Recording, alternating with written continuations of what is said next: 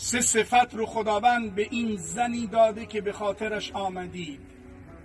به خاطر این سه صفت ما امیدواریم از خدا که از اهل بهشت باشه.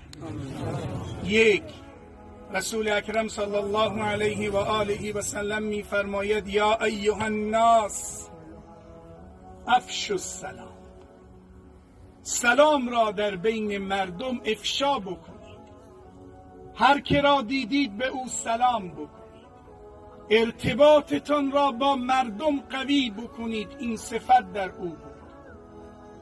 پیش هر کی می ایستی میگه خدا رحمتش بکنه، چه اخلاقی داشت، چه ارتباطی داشت.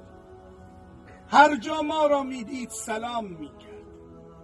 انسان غریب میگوید مرا مثل بچه خود حساب میکرده. افشوا السلام.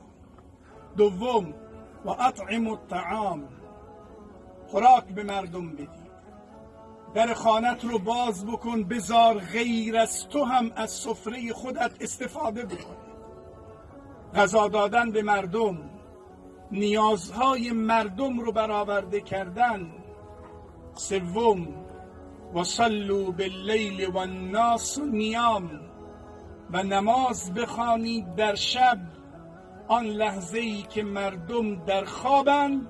تدخل الجنة بسلام، وارد بهشت میشوید با سلامتی و امنیت. سه صفت سخت نیست، ما هم در خودمون بذاریم.